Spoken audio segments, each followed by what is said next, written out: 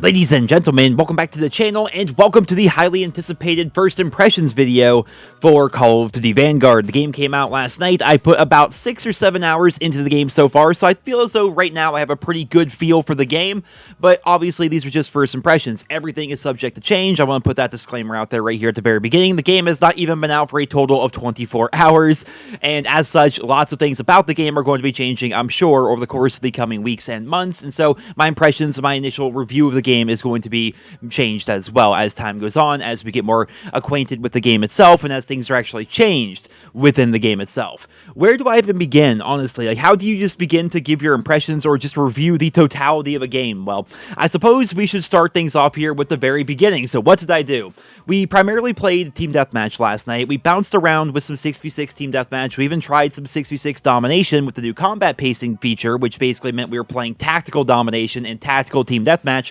But by and large, the majority of our time was spent playing Blitz combat pacing Team Deathmatch. Now, Blitz, if you guys don't know how combat pacing works, basically tactical is like 6v6, then Assault is like more of a medium size, so like 8v8, I guess, and then Blitz is like pure chaos, essentially. And so when you're playing Blitz Team Deathmatch, depending on the map, the game is going to be 8v8, 10v10, 12v12, and sometimes even 24 on 24, just depending on the map that you're actually playing. This was absolutely insane. Honestly, it's like Ground War taken up to the extreme in Call of Duty. I'm talking about like old school Ground War. I'm not talking about like the Modern Warfare 2019 Ground War where they basically gave us sections of the Warzone map to play on. I'm talking like old school Ground War, like Modern Warfare 2. Remember back when you'd play 9 on 9 and you're playing on Terminal, for example, and it was just kind of chaos and it was crazy? Well, this is that to the extreme. Some maps are fine. It's like 8v8 on Dome, for example, but I think on Castle, for some reason, it's 24 on 24, and it actually worked. Like, what was crazy to me was it actually worked. 24 on 24 on Castle was actually pretty good fun. Now, if you're somebody who's trying to run around with a shotgun, for example, it may be a bit more difficult, but in general, 24 on 24 was actually pretty enjoyable on Castle, and as we played through all the other maps in the game, it was enjoyable to be able to experience those maps in 12v12 and 10 on 10, sometimes 8 on 8. It kept the game fast, it kept the game moving, and honestly, it kind of seems to reduce skill-based matchmaking even just a little bit, because when there's more people in the lobby, maybe it's more difficult for these skill-based matchmaking algorithm to actually kick in, and as a result, I mean, especially if you have so many people in the lobby anyway, it's hard to hyper-focus on 2 or 3 or 4 sweaty players when there's 24 people on the other team.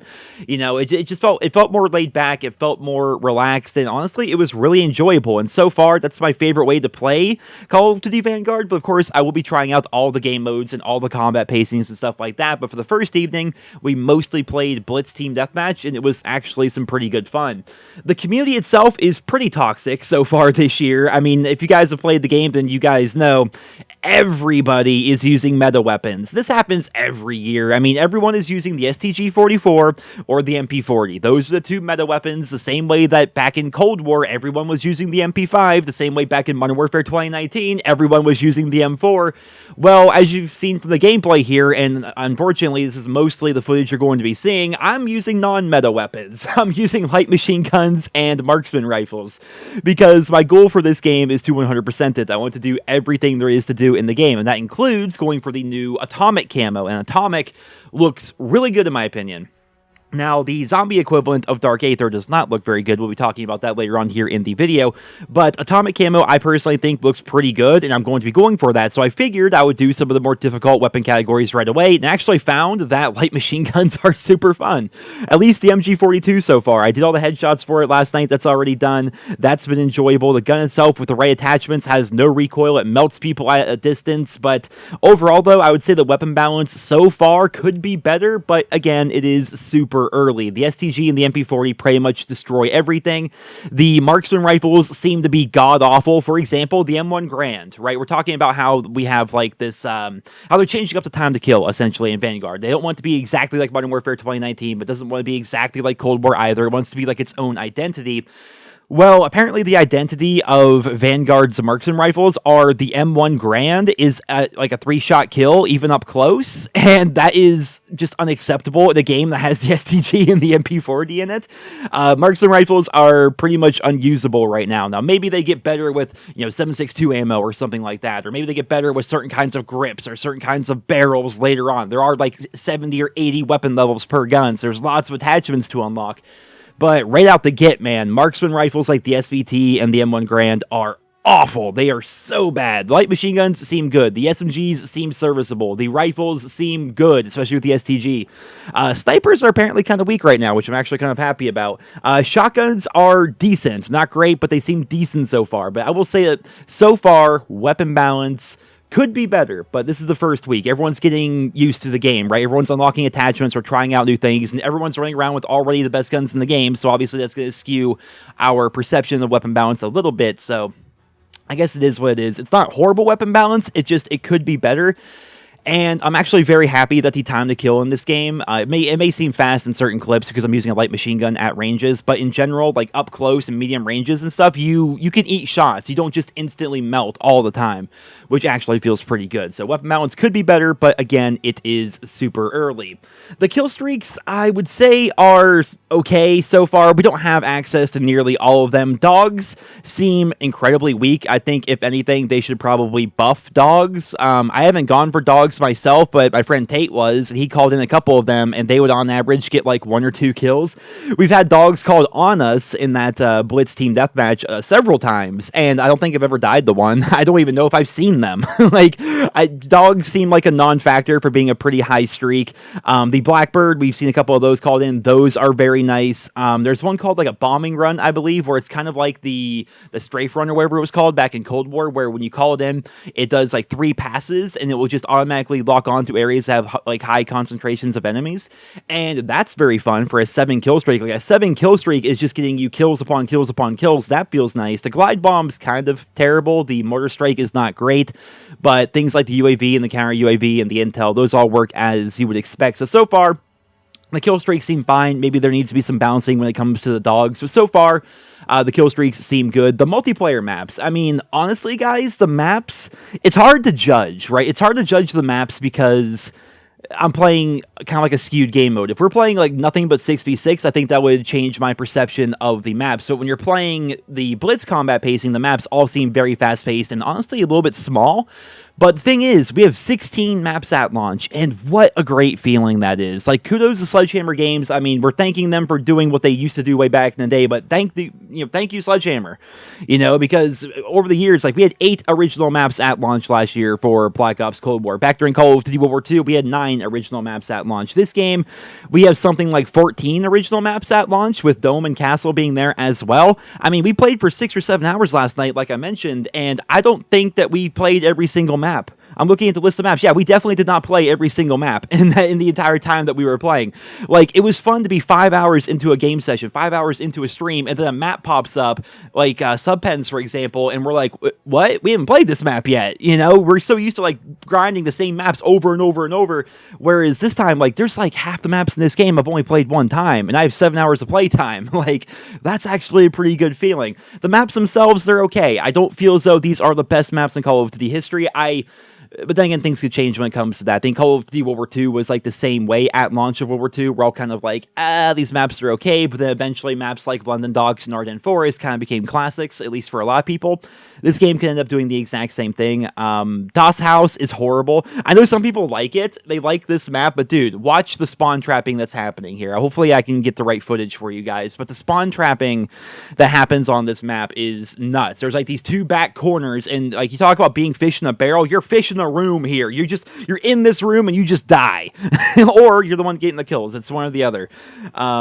Yeah, so that's definitely interesting, I suppose. But the maps, they're okay. I'm not a fan of the doors and the windows, like that kind of a system. But when you're playing Blitz combat pacing, it's really not that big of a deal. I'd have to play more slow-paced modes like Search and Destroy, maybe Free-For-All to get a better feel for that kind of thing. But yeah, so far the maps, I don't hate them. I just don't think they're amazing either. So far, they're like right down the middle. I guess it's like too early to get a proper feel, especially when you've only played the maps, like, for example, I'm trying to make up a map off the top of my head here. This map that you guys are seeing, I honestly forget the name of it, but I think it looks really cool. It feels like you're playing a World at War campaign mission, right? But I only played this map a total of 1 time, so it's hard to judge like how good the map actually is. You know what I mean? So I don't know. I guess we'll have to wait and see how the maps are actually going to play out over time. The challenges. We need to talk about challenges here. The weapon camos and the weapon leveling feels good, in my own personal opinion, but the challenges themselves are actually pretty dumb. It seems like Sledgehammer got incredibly lazy when it came to putting these things together, because while the camos actually look good and they cover the entire gun, Treyarch, but the challenges themselves don't make any sense. It's like they copy and pasted the same challenges on virtually every weapon. For example, if you guys don't know this, one of the challenges for the LMGs and the sniper rifles are 100 point blank kills. Snipers and light machine guns, point blank kills. Remember back during Black Ops Cold War? Remember going for those point blanks on the SMGs and how annoying that was? Try doing it with bolt action snipers and light machine guns and doing 100 instead of 75. Like, dude, Sledgehammer, come on. Like, have you guys ever gone for challenges before? Like, if they don't change it, then we're just going to have to wait for shipment. I think shipment comes out on November 16th or November 17th, one of those 2 days. You guys can Google it. But, yeah, like... point blanks on snipers? What? Doesn't make any sense. Like, that just seems horrible, honestly. But on the flip side of things, they made launchers, like, not that bad. There's one launcher where you have to get, like, 50 triple kills, which... maybe the launcher is good at killing people. I don't know. But in general, the launcher challenges on the other launchers aren't really all that bad. They're actually pretty simple. And they did kind of an interesting thing. The launchers don't have weapon levels. They're level 1 by default because there's no attachments to unlock for them. And as a result, you have access to all your challenges for your launchers right away. So you don't have to level up your launchers a bunch just to then unlock challenges like in Cold War. The launchers are already level 1, which is fantastic if you ask me. The operators, speaking of fantastic...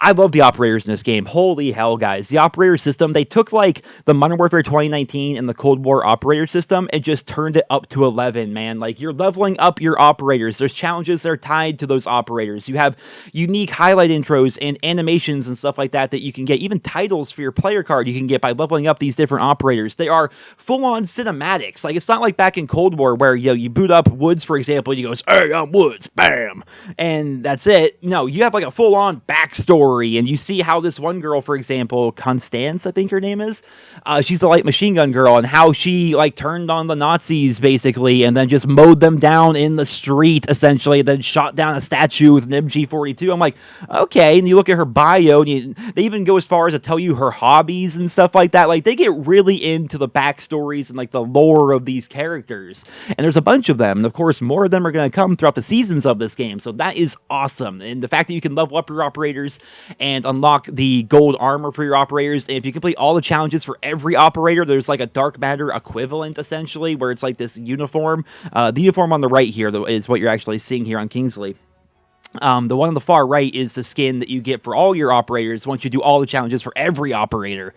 And the one to the left of that, the golden one, is like the final one for Kingsley. That's cool, man. I think that's really cool. The operator system is fantastic. The challenge system in the game seems incredibly simple. They're very basic. There's not a whole lot of challenges here. This is only under career, so maybe things are going to change. Maybe with Season 1, they're going to add more challenges. I'm not sure, but right now, there's not a ton of challenges in the game, and the ones that are here aren't really all that difficult. And to wrap things up here, as I have to mention it, but guys, I'll have to do a separate video on this. Zombies is a fucking mess. Zombies is horrible. It's so bad. It's not even like Outbreak is like god tier compared to the zombies that we have here. Just to quickly give you an update here, like, it's not round based. You just run area to area doing boring objectives. There's no pack-a-punch camo. The Dark Aether equivalent looks terrible. And when you exfil, there's not even an animation, for crying out loud. It just fades to black. Like, the story seems interesting with the demons and the perks and all that. That seems cool. But in terms of actual gameplay, man, Zombies is a mess. It's so bad. It's bad, but the multiplayer, I haven't played campaign, don't even ask me about that, but multiplayer, so far, it is alright. You guys know, like, obviously I wasn't in the best frame of mind back when the beta was out. That was, like, the peak of, like, my own self-destruction, I suppose. So I wasn't in a great mindset to judge the beta, but during the beta, I was not really enjoying the game. I feel like the changes they made going from the beta to the full launch here have been good ones. The game is pretty fast-paced. Like, movement is actually pretty huge in this game compared to other ones. In fact, maybe they should nerf it just a little bit, because the sliding and the jumping around every corner, it's insane with skill-based matchmaking. Skill-based matchmaking is still in this game. It's not as noticeable, I don't think, when you're playing like the Blitz combat pacing, but when you're playing, you know, normal 6v6 and stuff like that, the SCGs and the MP40s and the SCUF controllers are insane. So if you're worried about skill-based matchmaking, it is still here 100%. And I think people are saying, like, well, the game just came out, how do they know your skill-based matchmaking rating? It's our Activision IDs, guys. I mean, the fact that our Activision IDs were the same accounts we had in Modern Warfare, that's the same account you had in Cold War, same account you're going to have in Vanguard. You know, so skill-based matchmaking is certainly still a thing. But is it fun? I'm enjoying the game so far for what it is. I'm kind of going into this not expecting it to be the next Black Ops 2. I'm going into this game hoping it's just going to be a serviceable and enjoyable Call of Duty experience. And so far, I'm kind of just taking the game for what it is. I'm playing the Blitz combat pacing. I'm playing 24 on 24 on Castle, for crying out loud. I'm not playing 6v6. You know, I will be playing 6v6, but for the first night, I'm running around with light machine guns and marksman rifles. I'm playing 24 on 24, 10 on 10, 12 on 12, and I'm working on challenges. And to that extent, the game is serviceable. It's not the best game in the world, but it is fun. For what it is right now. Now, is it going to stand the test of time? I guess we'll have to wait and see, because the game does feel very incomplete in a lot of ways. So we will have to wait and see how things are going to play out long term. But there's a number of positives to this game for sure. The operator system, I think the weapon camos are really good. The challenges, on the other hand, are really dumb. Having 16 maps at launch adds a lot of replay value. Having the kill streaks be actually good is nice as well. Having a wide variety of weapons and weapon attachments is also nice. But we'll have to wait and see how this game is actually going to withstand the test of time going forward. So that's pretty much it. Those are my first impressions, I suppose. Expect an actual, like, full-on review more towards, like, maybe in a week. Call it maybe a week. Give me time to actually play and enjoy the game. You know, people last night in my stream, which thank you guys for such an amazing stream, twitch.tv/NerosCinema. It was so much fun. But everyone came in. The first thing they always ask is, how you like the game? What do you think of the game? What do you think of the game, you know? And I was kind of saving it here for this video, and I gave you guys my first impressions, but they're just that. They're first impressions. I played the game for 6 or 7 hours. It's not a full-on review yet. It's a first impression. So, yeah, expect a full-on review discussing everything, every last detail here in about a week or so. But until then, I got some gaming to do. I got some time to put into Vanguard. I almost called it Cold War. I have time to put in the Vanguard before we actually get to that point. But until then, I hope you all enjoyed today's video. If you did, consider leaving a like. Thank you guys all so much for listening. Be sure to subscribe if you guys are new around here, and I hope you guys all have a wonderful day.